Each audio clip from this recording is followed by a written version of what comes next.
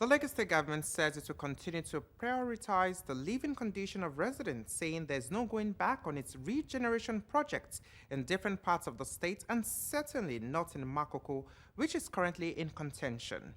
Dr. Babatunde Olajide, the special advisor to the governor on EGIS and planning matters, however, says the demolition is being carried out on illegal structures on the high-tension lines, not only on land, but also on the waterways. This press briefing, coordinated by the Commissioner for Information and Strategy, Benga Motosho, is to address the uproar following the demolition of some illegal structures in Makoko, most of them wooden buildings posing serious danger and threats to residents. Government officials say the actual Water City project, in collaboration with other partners, has not yet begun. This current demolition is about keeping people safe away from danger, as most of these structures are now moving too close to high-powered tension lines. They go to Makoko and portray the people as being very poor, and portray the people as people who are pushed to be living in the conditions in which they are living by the government, and portray them as people who are hopeless. They send such pictures overseas and tell the world that there has been a lot of things in Nigeria.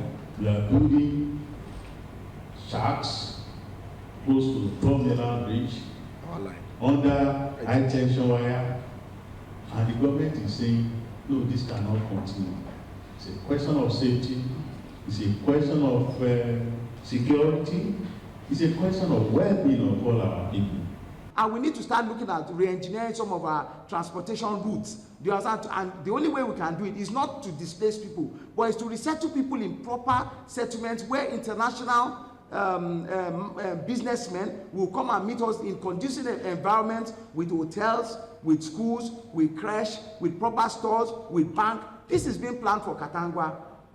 And this is another project that we're doing. You know, Ilasoja Konde. I'm sure you are aware that every single sector that we have demolished, there are five clusters. The first two clusters, we compensated everybody. There is nowhere where we removed anybody without compensating them or having a plan. Given the breakdown of the different interventions of government in different communities, plus its plans for the Water City project, Special Advisor to the Governor on EGIS and Urban Renewal, Babatunde Olajide, says there is a grand plan alongside other partners, including the United Nations, to turn around the floating community to a more livable environment, meeting global best practices. This governor has actually not classified any area as an action area. This has been done during the time of Ashiwaju, during the time of BRF, during the time of Governor Ambode. But you see, we cannot continue to just designate areas, do you understand, as slum areas or blighted areas, when we have not even tackled the ones that we have on ground.